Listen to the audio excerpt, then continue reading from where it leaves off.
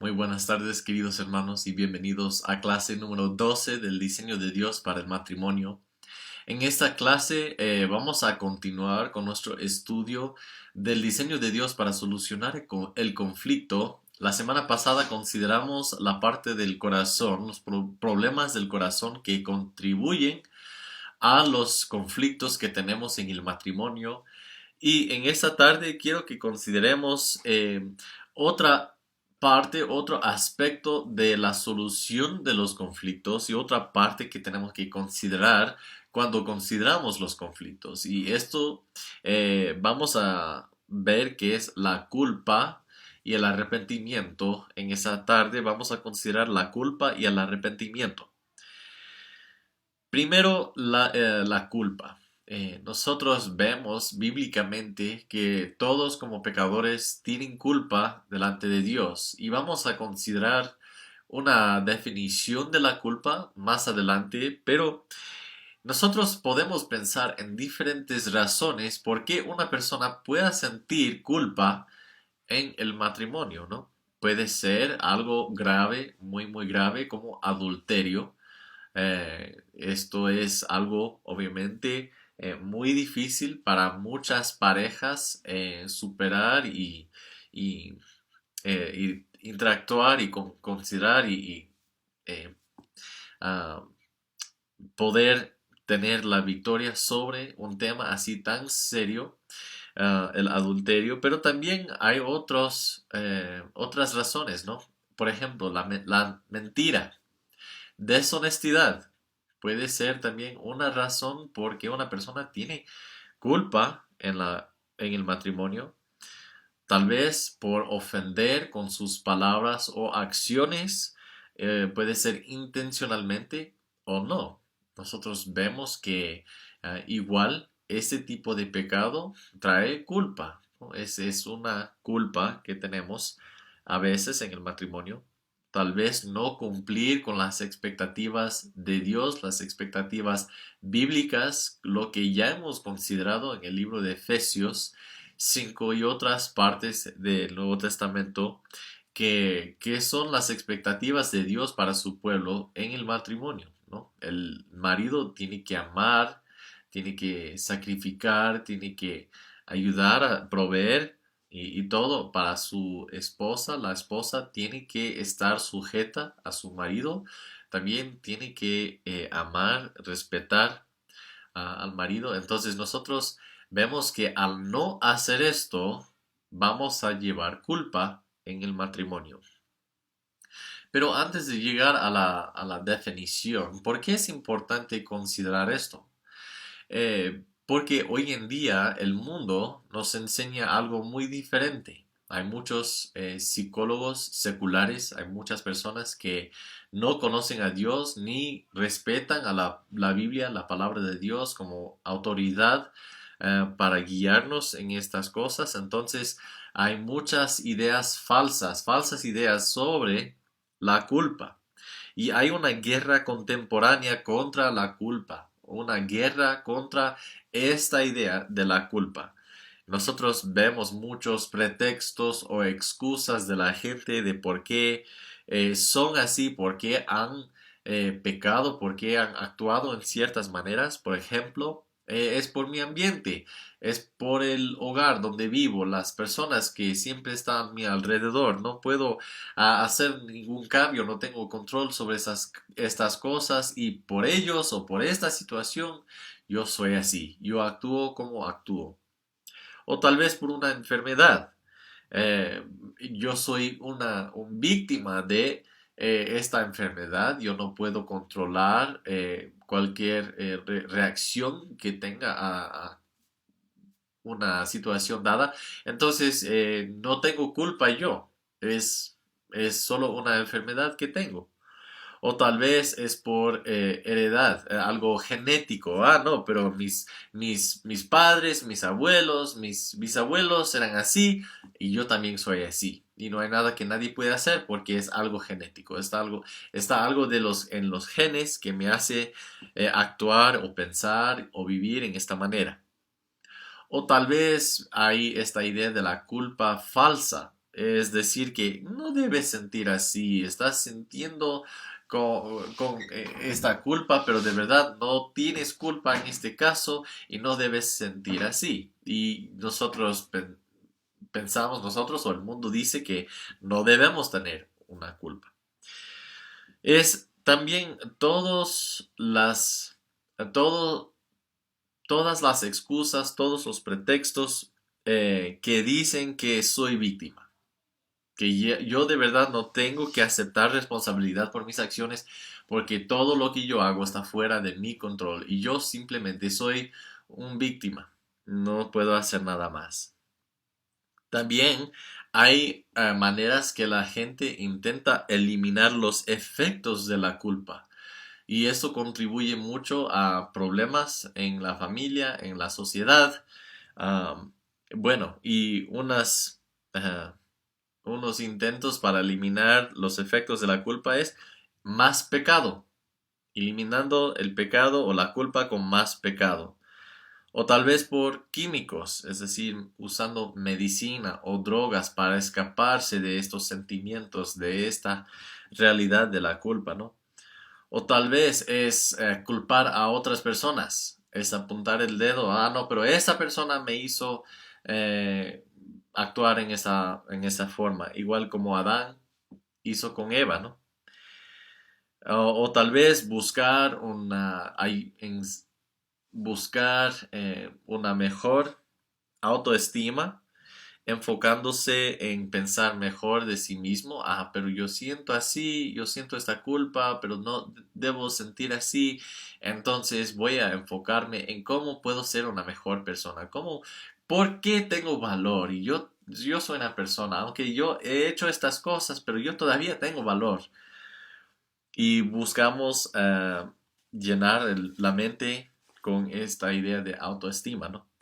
O el mundo dice que podemos buscar autogratificación de los placeres del mundo, de placeres de la carne y todo, para eliminar los efectos de la culpa. Pero sabemos que esto de verdad no va a aliviar los sentimientos de culpa, no va a quitarnos la culpa y tampoco va a eliminar los efectos de la culpa.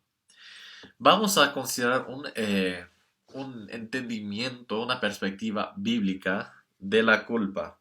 Y aquí hay una definición de culpa, una responsabilidad legal o culpabilidad al castigo. Es decir, el hecho de cometer una infracción que lleva castigo. Es un hecho, entonces, es algo cierto, es algo que ya ha hecho una persona, una infracción que lleva castigo, o que lleva alguna consecuencia mala. Y por eso es importante reconocer que es un hecho, algo que nosotros hacemos, porque no importa si es que alguien más nos ve o no, hay una infracción. Por ejemplo, en el caso de adulterio, una persona puede hacerlo en secreto, nadie más ve al hombre, a la mujer cometiendo adulterio, pero no cambia el hecho de que ellos cayeron en adulterio. Entonces la culpa permanece ahí sobre estos individuos. Y en cuanto a este entendimiento de la culpa, tenemos que ver el hecho de la culpa contra o versus el sentimiento de la culpa. Muchas veces la persona siente culpable, se siente culpable por haber hecho alguna infracción o haber hecho algo malo, eh, y a veces no. A veces la persona no siente nada por su pecado, pero no cambia la realidad de que es culpable ante Dios y ante otras personas por esta infracción. También hay una idea de la culpa falsa que fue planteada y establecida por Sigmund Freud. Y esta idea que básicamente dice que una persona tiene un sentimiento de culpa que no debe tener, y este sentimiento de culpa impide el progreso en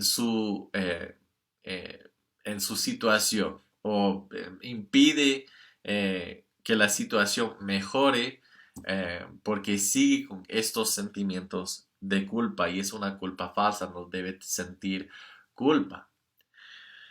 Los cristianos debemos reservar el término culpa para los hechos bíblicos, es decir, algo que podemos decir con algo concreto que podemos decir, esto es un pecado contra Dios y contra su prójimo.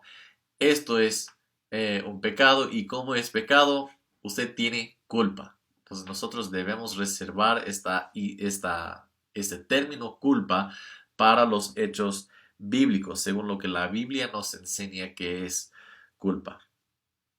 Nunca debemos minimizar el hecho de la culpa. Nunca debemos decir, pero de verdad estás justificado en lo que hiciste por tal y tal razón. Y así cuando ayudamos a una persona, justificar con excusas o pretextos su infracción, estamos minimizando el hecho de la culpa, que tiene culpa ante Dios, que tiene culpa ante otras personas. Y esto es más para los consejeros bíblicos, los pastores, los que vamos a interactuar con personas en sus matrimonios que están sufriendo porque han pecado contra su pareja en alguna forma u otra. Puede ser algo muy grave, algo no tan grave, pero cuando nosotros ayudamos a la persona a buscar pretextos o excusas para justificar sus acciones, de verdad estamos minimizando el hecho de que son culpables ante Dios y ante la otra persona por su pecado. También debemos maximizar esto, no debemos minimizar la culpa, pero debemos maximizar, es decir, hablar mucho de la justicia de Dios, la justicia de Dios, la santidad de Dios. El hecho de que Dios es un Dios justo, siempre hace las cosas correctamente. Y también debemos enfocarnos en la gracia y el perdón que hay en Cristo Jesús. Porque el final de la historia no es que Dios es un Dios justo y de ira, sino que también es un Dios de gracia, de amor, de misericordia y que perdona a los que confían en su Hijo Jesús. Y hay tres cosas que vamos a ver aquí. La culpa es universal porque el pecado es universal. La culpa es universal. Todos somos culpables. Todos. Porque todos hemos pecado contra Dios. Sabemos esto del libro de Romanos y otros libros de la Biblia, que todos somos pecadores. Y así como pecadores tenemos culpa ante Dios y ante nuestro prójimo. Número dos, la culpa es algo serio porque Dios es un juez santo. Dios es un juez. Él sí juzga el pecado y así da sentencia a los pecadores y la sentencia es de pena de muerte. Muerte por una eternidad, una separación eterna de Cristo, de la misericordia y gracia de Dios. Entonces la culpa es algo serio porque es la culpa que nos condena al castigo venidero. Pero, y número tres, la culpa permanecerá aun si está explicada o si sus efectos sean minimizados. Es decir, que no podemos por ningún esfuerzo humano quitar la culpa de una persona. La culpa, como es un hecho, la culpa permanece. Nosotros no podemos quitar la culpa. Puede ser que una persona siente muy culpable por algo que ha hecho en su vida, quiere minimizar los efectos de la culpa y llega a ser un borracho, siempre borracho, eh, para evitar estos sentimientos, pero no puede quitar la realidad de que es culpable ante Dios y las otras personas que ha ofendido. Pero nunca debemos minimizar el sentimiento de la culpa. Y vamos a ver luego por qué. Pero nunca debemos minimizar el sentimiento de la culpa. Dios usa este sentimiento en nuestra vida. Y nunca debemos subestimar los efectos de la culpa, porque de verdad Dios también puede usar los efectos de la culpa, esta supuesta depresión por haber cometido un pecado, una ofensa contra alguien más, para llevar a esta persona a tomar diferentes y mejores decisiones a futuro. Nosotros podemos considerar la conciencia como la luz de alerta. No sé si una vez estás manejando en el carro y ves, hay una luz de alerta, una luz que nos avisa, hay un problema con el motor. O tal vez hay una falta ya estamos con cero, estamos en cero con gasolina, con combustible. Entonces, la conciencia funciona mucho en la misma manera de ayudarnos a ver dónde nos equivocamos y revela la culpa que tenemos. Si hemos pecado, ¡ting!, viene la luz de alerta para ayudarnos a ver, yo pequé en ese momento, esto es pecado ante Dios, pecado contra mi prójimo. Para el cristiano, la culpa es su amigo, porque Dios nos ha dado la facultad de la conciencia. La conciencia es algo de Dios y nos ayuda a identificar la presencia de culpa en nuestra vida. Entonces, cuando yo siento mal porque yo hice algo y viene a mi mente y yo siento incómodo, yo siento así como triste que yo hice esto, es mi conciencia que básicamente comunica que yo he pecado contra Dios. Y es bueno para los cristianos, porque los cristianos deben ser prontos, rápidos para reconocer sus errores, ¿no? Contra Dios y contra los demás. Nosotros vemos en la palabra de Dios la importancia de una conciencia limpia, una conciencia pura y buena ante Dios. Hay referencias explícitas en muchos pasajes. Vamos a considerar unos versículos, pero si es que usted busque ahí en Google versículos que hablan de la conciencia, una conciencia limpia, no sé, hay más de 40 versículos que aparecen. Entonces nosotros vemos que es algo muy importante, pero vamos a ver primero en el libro de Hebreos, Hebreos capítulo 10, versículo 22. Hebreos 10, 22. Dice así: acerquémonos con corazón sincero, en plena certidumbre de fe, purificados los corazones de mala conciencia y lavados los cuerpos con agua pura. Entonces tenemos una conciencia limpia ante Dios y así podemos vivir en paz, ¿no? Pasemos ahora a 2 de Corintios, capítulo 1.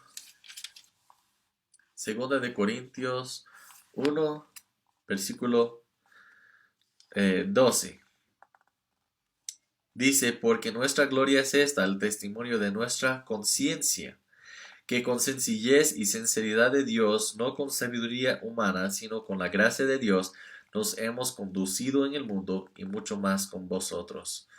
Entonces tienen una buena y limpia conciencia de cómo vivieron ellos con otros hermanos en Cristo. Pasemos a Primera de Timoteo capítulo 1, versículo 5. Pues el propósito de este mandamiento es el amor nacido de corazón limpio y de buena conciencia y de fe no fingida. Entonces, pasemos en el mismo capítulo a versículo 19. Manteniendo la fe y buena conciencia.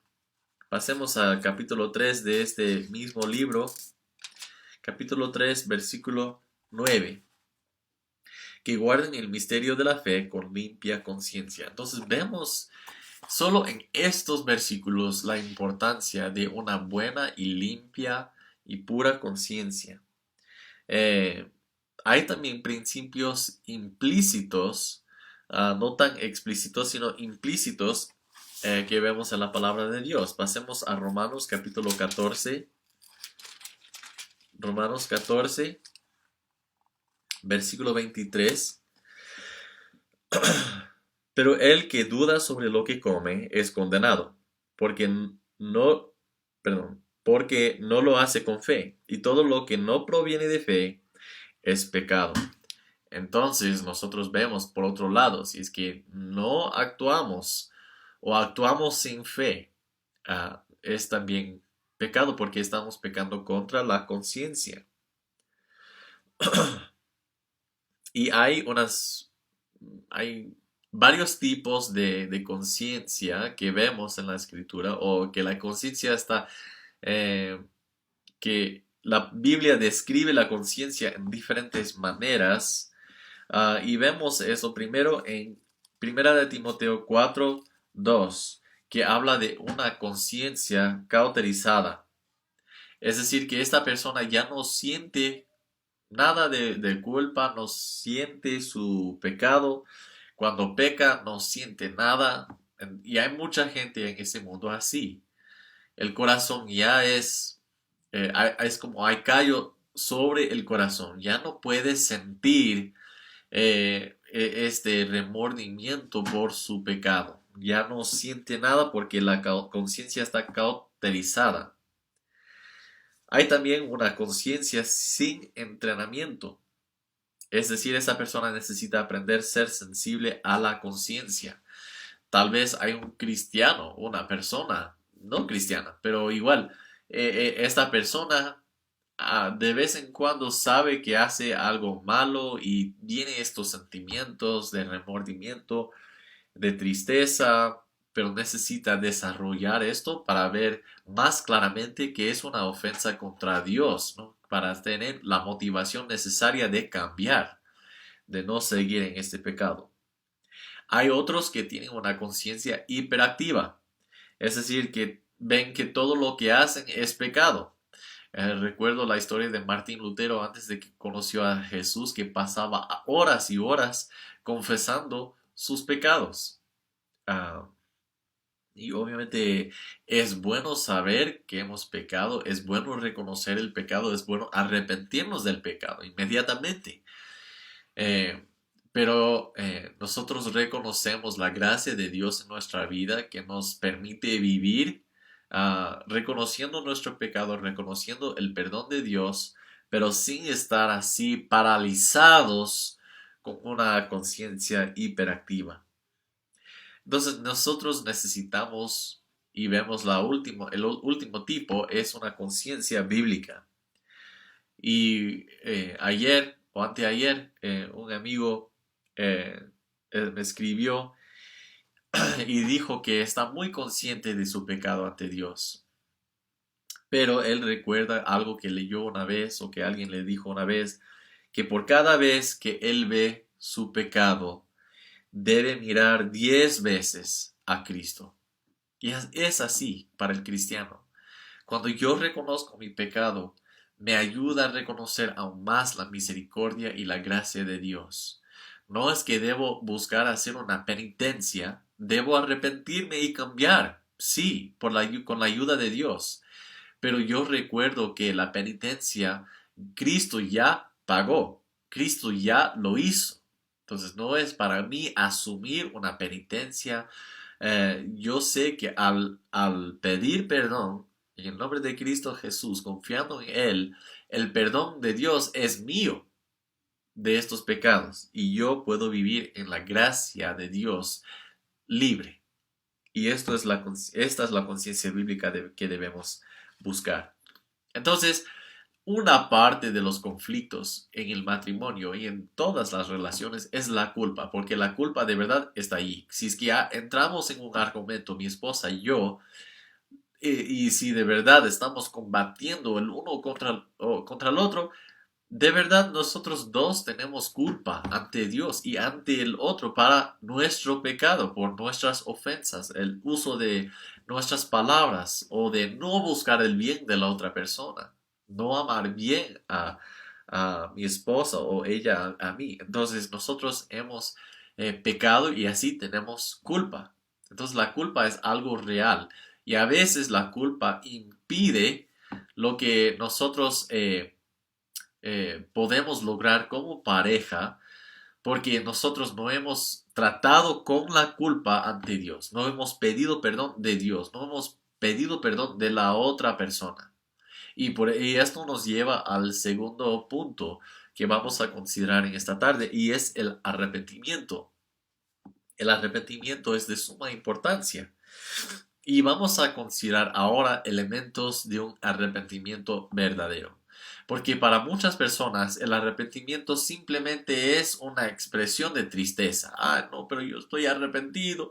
Yo ya cambié. No voy a hacerlo de otra vez. Pero hay otros elementos de un arrepentimiento verdadero que tenemos que considerar y ver. Primero es comprensión. Es comprender bíblicamente que yo he pecado contra Dios, contra un Dios santo, que también yo he desobedecido el mandamiento de Dios de amar a mi prójimo y de cumplir con las otras expectativas que Dios tiene para mí como esposo.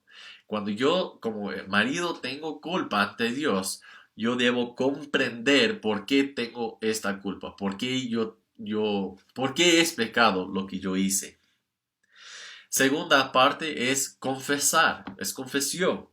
Yo debo confesar mis pecados a Dios. Yo debo confesar y decir que yo he pecado en tal y tal manera y pedir perdón, ¿no? Pero no es solamente confesar mis pecados a Dios, sino que si es que yo he pecado contra mi esposa, también debo confesar a mi esposa. Yo reconozco que yo he pecado contra ti en tal y tal manera. Por favor, perdóname. Y así debo confesar. Es otro elemento del arrepentimiento verdadero. Y la tercera parte es la elección de un nuevo camino, de unas nuevos deseos, nuevas decisiones. Es básicamente tener un cambio de mentalidad, de ver lo que yo hice antes como algo malo y ver que ahora yo quiero vivir así para la gloria de Dios, para el bien de mi esposa, para el bien de nuestro matrimonio. Y es elegir otro camino, elegir vivir en otra forma. Esto es arrepentimiento verdadero. Hay efectos también de un arrepentimiento verdadero. Hay efectos. Primero, la persona arrepentida de verdad va a buscar restitución, dar restitución a la persona que ofendió. Es decir, hay confesiones exteriores y una voluntad de asumir las consecuencias por el pecado y una voluntad de también arreglar las cosas si es en su capacidad de hacerlo. A veces, cuando nosotros pecamos con palabras, de verdad no hay mucho que podemos hacer para reparar o arreglar lo que yo hice con mis palabras. O tal vez si alguna persona abusa a otra persona. No hay como arreglar esto. De verdad, no hay como dar dinero o cosas materiales. Por ejemplo, si es que alguien robó, si alguien le roba a otra persona, obviamente puede hacer restitución y devolver el dinero a la persona. Es algo que puede hacer para arreglar la situación. Ah, pero en muchos casos no somos capaces de arreglar las cosas, el daño que hicimos. Entonces, de esto debe ser una motivación de evitar causar lástima o heridas en otras personas, ¿no? Con palabras, con acciones. Pero otra parte de restitución es ser motivado de hacer lo correcto, hacer lo justo en este caso. ¿Qué es justo? ¿Cómo puedo responder en una forma justa, correctamente, según lo que yo hice malo? Y vamos a considerar dos textos bíblicos aquí. Primero en Éxodo capítulo 22, versículo 1, y es solo un ejemplo del Antiguo Testamento de la ley de restitución.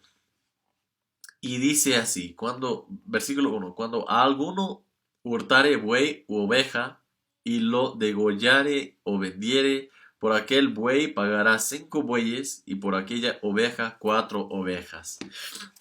Entonces Dios ayuda al pueblo de Israel a saber qué es lo correcto en esta situación, cómo puede hacer una restitución ahí. Pero también en el Nuevo Testamento, consideremos en el libro de Lucas capítulo 19, Lucas 19, versículos 1 al 10, dicen así: Habiendo entrado Jesús en Jericó, iba pasando por la ciudad, y sucedió que un varón llamado Zaqueo, que era jefe de los publicanos y rico, procuraba ver quién era Jesús, pero no podía a causa de la multitud, pues era pequeño de estatura. Y corriendo delante subió a un árbol sicómoro para verle, porque había de pasar por ahí. Cuando Jesús llegó a aquel lugar, mirando hacia arriba, le vio y le dijo: Zaqueo, date prisa, desciende, porque hoy es necesario que pose yo en tu casa. Entonces él descendió a prisa y le recibió gozoso. Al ver esto, todos murmuraban diciendo que había entrado a posar en hombre pecador. Entonces Zaqueo, puesto en pie, dijo al Señor: He aquí, Señor, la mitad de mis bienes doy a los pobres, y si en algo he defraudado a alguno, se lo devuelvo cuadruplicado. Jesús le dijo: Hoy ha venido la salvación a esta casa, por cuanto él también es hijo de Abraham, porque el Hijo del Hombre vino a buscar y a salvar a lo que se había perdido. Entonces vemos la respuesta de Zaqueo aquí. Su respuesta a Dios, a Jesús, es dar la mitad de sus bienes a los pobres y además en todo lo que ha defraudado a los otros iba a devolverlo cuadruplicado, dice aquí. Entonces él sabe que es hacer restitución por sus, pecados.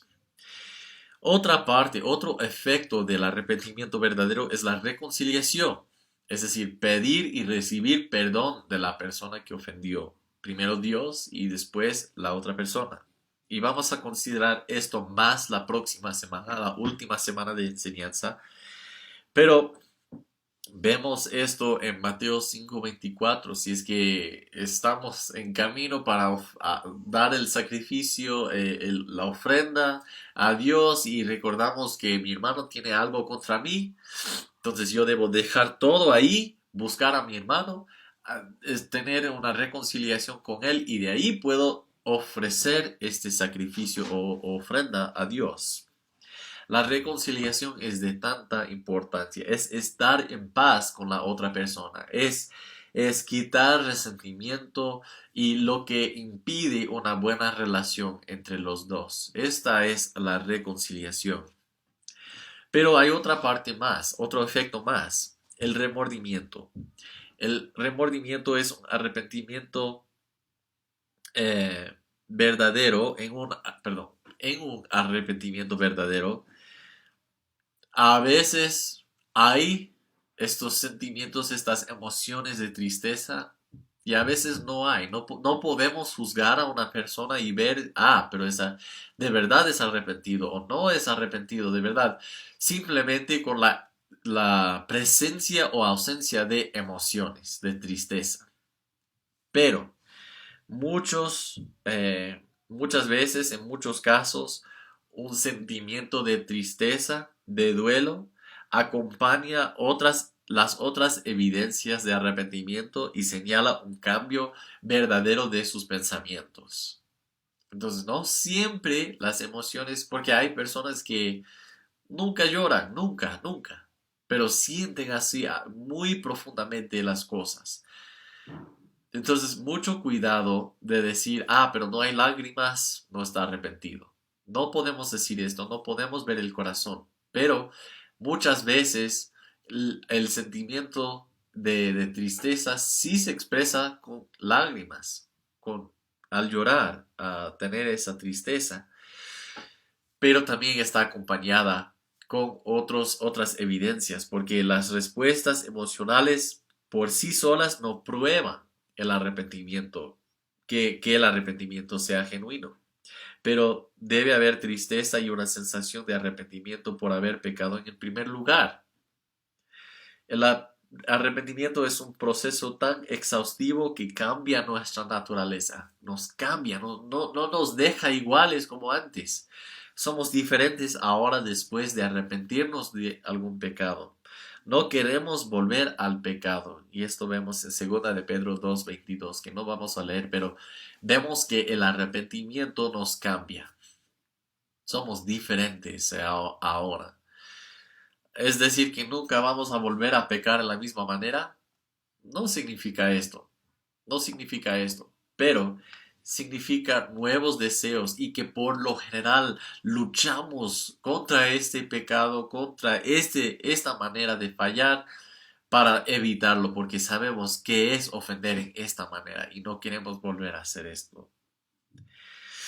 Consideremos algunos ejemplos de arrepentimiento verdadero. Nosotros vemos esto en Salmo 51, que no vamos a leer, pero les animo a leer en otro momento. Salmo 51, después de que el rey David cayó en pecado con Betsabé, ¿cómo respondió cuando reconoció su pecado?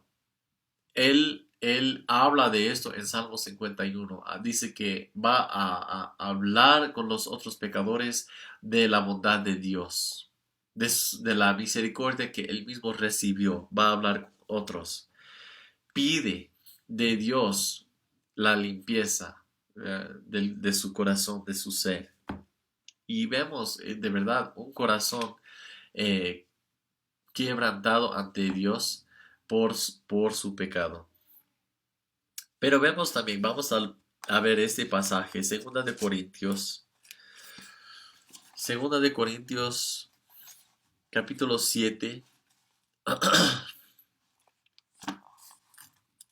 versículos 9 al 11, dicen así: Ahora me gozo no porque hayáis sido contristados, sino porque fuisteis contristados para arrepentimiento, porque habéis sido contristados según Dios, para que ninguna pérdida padecieseis por nuestra parte, porque la tristeza que según Dios produce arrepentimiento para salvación, de que no hay que arrepentirse, pero la tristeza del mundo produce muerte. Porque he aquí esto mismo de que hayáis sido contristados según Dios, qué solicitud produjo en vosotros, qué defensa, qué indignación, qué temor, qué ardiente afecto, qué celo y qué vindicación. En todo os habéis mostrado limpios en el asunto. Gloria a Dios. Ellos expresan un arrepentimiento verdadero. Nosotros también debemos buscarlo en nuestra propia vida, pero cuando aconsejamos a otra persona, debemos estar mirando, buscando estas evidencias de arrepentimiento verdadero, para asegurar que la persona entienda y cate bien su pecado, su ofensa contra Dios, para poder confesar correctamente, para poder elegir otro camino que de verdad, para tener un cambio que va a durar en su vida, para ver una transformación en su vida. Entonces, espero que este estudio haya sido de una ayuda, beneficio para ustedes, hermanos, al considerar el matrimonio y los conflictos que muchas veces vamos a ver, porque hay muchos matrimonios que terminan en divorcio, lamentablemente. Y si es así, es porque muchos no reconocen su pecado ante Dios, no recuerdan su compromiso, el pacto que hicieron, y hay culpa y no hay arrepentimiento en muchos casos. Entonces nosotros como consejeros, como amigos, como cristianos, nosotros podemos señalarles bíblicamente cómo deben responder a su pecado, cómo deben responder a los conflictos en sus matrimonios. Bueno, muchas gracias, hermanos, que Dios les bendiga.